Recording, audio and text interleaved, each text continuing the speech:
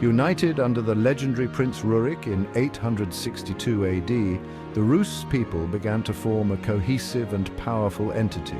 The Rus established Novgorod as their first major center, a city that would become a cornerstone of their early development and influence. However, it was under Prince Oleg, Rurik's successor, that the nascent Rus' state shifted its focus southwards to the strategically vital city of Kiev, recognizing its immense potential.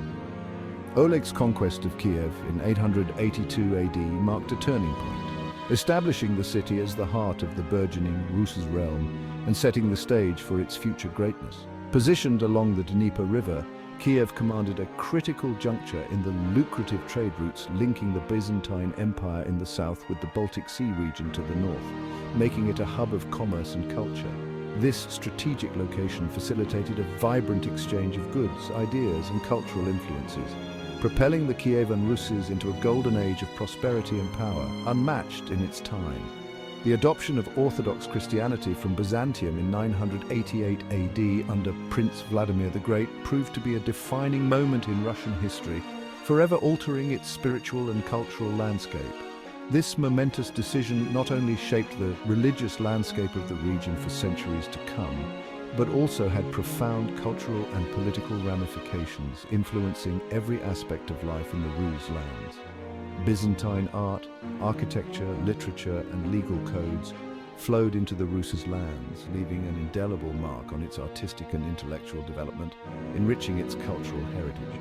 The magnificent churches of Kiev, adorned with intricate mosaics and frescoes, stand as enduring testaments to the Byzantine influence on Kiev and Rus, showcasing the blend of local and foreign artistry.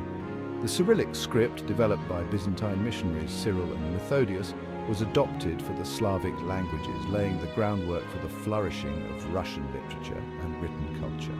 The reign of Yaroslav the Wise, from 1019 to 1054, marked the zenith of Kievan Rus, a period of remarkable achievements and consolidation of power. Yaroslav codified legal practices, constructed churches and monasteries, and furthered the development of Kiev as a major cultural and religious center, solidifying its status as a beacon of civilization.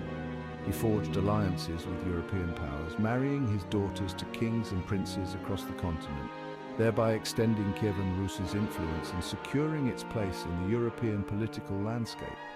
Under Yaroslav's astute leadership, Kievan Rus reached the pinnacle of its power and prestige, its influence extending from the Baltic to the Black Sea, a testament to its strategic and diplomatic prowess. The legacy of the Kievan Rus is profound and enduring, a foundational chapter in the history of Eastern Europe.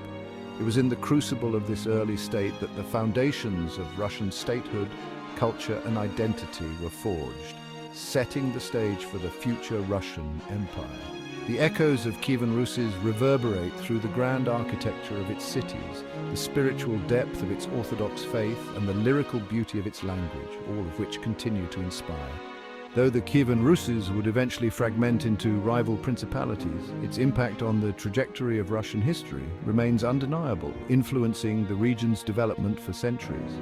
The seeds of a powerful and enduring civilization had been sown, destined to leave an indelible mark on the world stage, a legacy that continues to be felt to this day.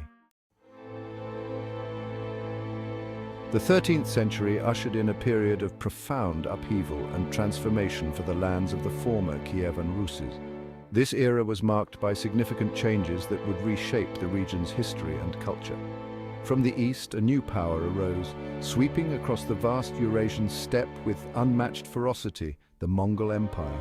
Their conquests were swift and relentless, leaving a trail of devastation in their wake. Led by the legendary Genghis Khan and his formidable successors, the Mongols carved out a vast empire through unparalleled military prowess and strategic brilliance. Their tactics and strategies were revolutionary for their time. In 1237, the Mongol hordes, under the command of Batu Khan, a grandson of Genghis Khan, turned their attention towards the Russian principalities. This marked the beginning of a new and challenging chapter for the region. The Mongol invasion of the Rus' lands was swift and brutal, characterized by a level of violence and destruction that was unprecedented. City after city fell before the Mongol war machine, their inhabitants subjected to merciless slaughter and widespread destruction. The scale of devastation was immense and left a lasting impact on the survivors. Ryazan, Vladimir and Suzdal were among the first to fall, their once proud streets reduced to rubble and ash. The cultural and economic losses were incalculable. In 1240, the Mongols besieged Kiev, the former heart of the Kievan Rus. The city, known for its grandeur and historical significance, faced an existential threat. Despite a valiant defense, the city was sacked and burned, its magnificent churches and palaces left in ruins. The fall of Kiev symbolized the end of an era for the Kievan Rus. The Mongol conquest marked a turning point in Russian history, ushering in a period of Mongol domination known as the Tatar yoke. This era would last for over 2 centuries. For over 2 centuries, the Russian principalities labored under Mongol rule, paying tribute and enduring the heavy hand of their conquerors. The Mongols, though often portrayed as ruthless barbarians, were pragmatic administrators. They understood the importance of effective governance and stability. They opted to rule their newly conquered territories through a system of indirect rule, allowing local princes to retain their authority in exchange for tribute and subservience to the Mongol Khan. This system ensured a degree of continuity and local governance. This system, while preserving a semblance of local autonomy, had profound consequences for the political and social development of the Russian lands. It altered their power dynamics and influenced the future trajectory of the region. The Mongol conquest had a profound impact on the Russian psyche, shaping its worldview and strategic outlook for centuries to come. The memories of invasion and subjugation were deeply ingrained. The experience of invasion and subjugation fostered a deep-seated sense of vulnerability and a preoccupation with security. This would influence Russian policies and attitudes for generations. It also instilled a pragmatic, at times ruthless approach to statecraft, as survival often depended on the ability to navigate the treacherous currents of power politics. The lessons learned during this period were harsh but invaluable. The Mongol period, though a time of hardship and humiliation, also had some unintended positive consequences. It reshaped the political landscape and set the stage for future developments. The destruction of existing power centers created a vacuum that allowed new contenders to emerge, paving the way for the rise of Moscow. This shift would have long-lasting implications for the region. The Mongol invasion shattered the political unity of the Kievan Rus, fragmenting it into a patchwork of rival principalities vying for power and influence.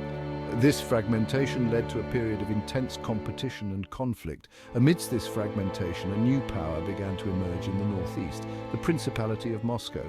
Its rise would eventually change the course of Russian history. Strategically located in the forested lands northeast of Kiev, Moscow initially escaped the brunt of the Mongol onslaught. This advantageous position allowed it to grow and strengthen. Its rulers, through a combination of cunning diplomacy, shrewd alliances and timely betrayals, gradually consolidated their power and expanded their territory. Their strategic acumen laid the foundation for Moscow's future dominance. Ivan's successors continued his policies of territorial expansion and consolidation of power, ensuring that Moscow's influence grew steadily over the years. They skillfully exploited rivalries among the other Russian principalities, playing them off against each other to Moscow's advantage, a tactic that proved highly effective in weakening their adversaries. They also took advantage of the gradual weakening of the Mongol Golden Horde, asserting their independence more and more boldly, and gradually reducing the Mongols' grip on the region. Ivan the Terrible.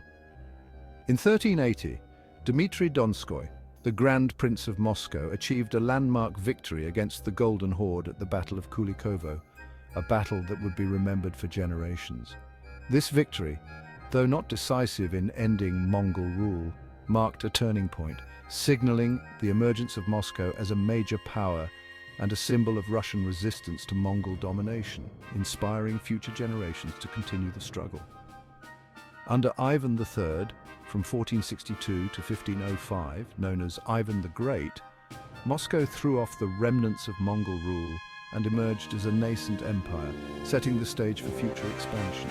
Ivan consolidated his hold over the Russian principalities, subduing rivals like Novgorod and Tver, and expanding Moscow's borders eastward into the Urals and southward towards the Caspian Sea, significantly increasing the territory under Moscow's control. He married Sophia Paleolog, the niece of the last Byzantine emperor, bolstering Moscow's claim to be the successor to the Byzantine Empire and the defender of Orthodox Christianity, a move that also strengthened his political position. Ivan cast off the remnants of Mongol suzerainty, declaring himself Tsar of all Rus, a title that reflected his imperial ambitions and his vision of a unified Russian state. Ivan the Terrible, Ivan VII, from 1533 to 1584, known as Ivan the Terrible, further centralized power and expanded the nascent Russian Empire, continuing the work of his predecessors. He formalized the institution of the oprichnina, a system of terror and repression aimed at crushing any potential opposition to his rule, ensuring that his authority remained unchallenged. While his reign was marked by brutality and paranoia, it also witnessed significant territorial expansion, particularly eastward into Siberia, adding vast new territories to the empire. The conquest of Siberia opened up vast new lands rich in resources, transforming Russia into a transcontinental empire with access to valuable natural resources that would fuel its growth. The rise of Muscovy from a small principality to a sprawling empire was a remarkable feat of statecraft, military prowess, and at times ruthless ambition, showcasing the determination and strategic acumen of its leaders. The Tsars of Moscow, through a combination of diplomacy, war, and strategic marriages, unified the Russian lands, threw off the shackles of Mongol rule, and established a powerful empire that would go on to play a major role on the world stage, influencing the course of European and Asian history. The stage was set for the emergence of the Romanov dynasty, a family destined to rule Russia for 3 centuries and oversee its transformation into a major European power, guiding the nation through periods of great change and challenge.